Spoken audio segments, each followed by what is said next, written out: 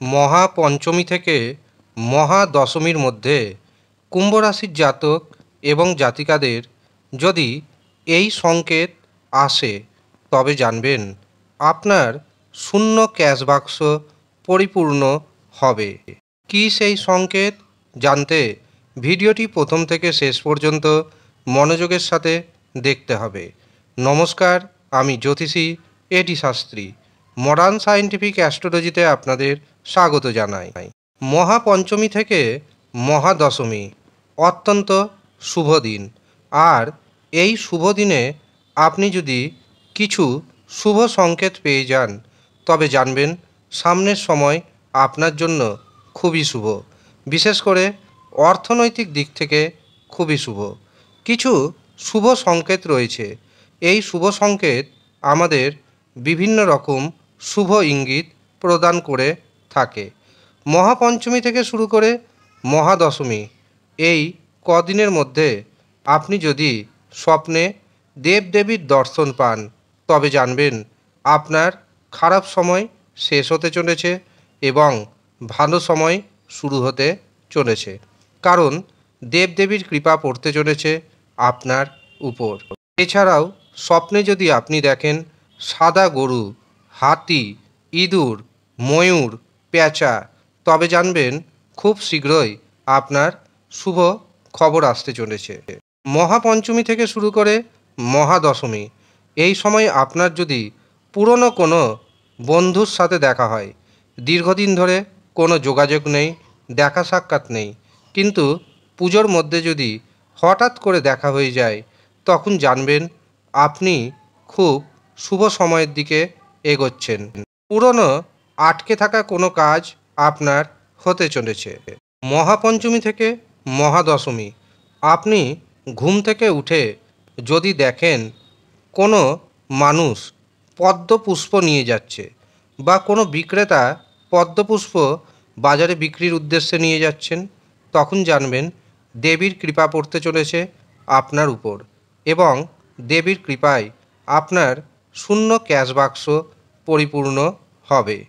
সকালে ঘুম থেকে উঠেই যদি আপনি শঙ্খের আওয়াজ শুনতে পান তবে তা অত্যন্ত শুভ বলে বিবেচিত হয়। শঙ্খধ্বনি আমাদের চারপাশের পরিবেশকে যেমন এনার্জিতে পরিপূর্ণ করে দেয়, ঠিক তেমনি আপনার জীবনেও পজিটিভ এনার্জি এনে দিবে। আর এই পজিটিভ এনার্জি আপনার জীবনে দুঃখ কষ্ট রয়েছে সেই দুঃখ কষ্ট থেকে আপনাকে মুক্তি দিবে। মহাপঞ্চমী থেকে মহাদশমী প্রতিদিন আপনার ঘুম যদি ব্রহ্ম মুহূর্তে ভেঙে যায় তবে জানবেন ঈশ্বর আপনাকে কোনো না কোনো সংকেত দিতে চাইছেন। আপনার জীবনে যে কঠিন সমস্যা রয়েছে, আপনার জীবনে যে কঠিন সময় রয়েছে, সেই সময় শীঘ্র দূর হতে চলেছে।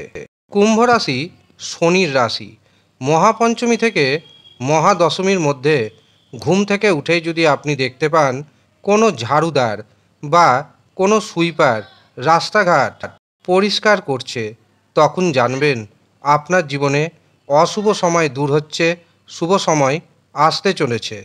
মহাপঞ্চমী থেকে মহাদশমী এই কয়দিনের মধ্যে আপনার বাড়িতে যদি দেখেন কোনো গরিব দুস্থ ব্যক্তি বা ভিখারি আসছে তবে তাদের কখনোই ফাঁকা হাতে ফেরাবেন না। আপনি আপনার সাধ্যমতো দান করার চেষ্টা করবেন কিছু খাদ্য খাওয়ানোর। এতেও আপনার যে অরাচক্র রয়েছে সেই অরাচক্র দারুণ শক্তিশালী হবে।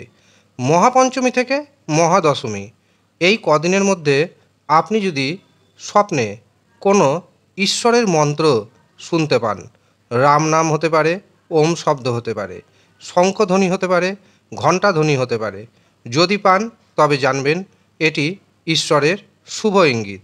এর কারণে আপনার খুব শীঘ্রই ঋণ মুক্তি ঘটতে চলেছে। তবে মনে রাখবেন আপনি যে সংকেত পান না কেন এই সংকেত কাউকে জানাবেন না, নিজের মনের মধ্যে রেখে দিন। যতদিন না আপনার মনের ইচ্ছা পূর্ণ হচ্ছে ততদিন জানাবেন না।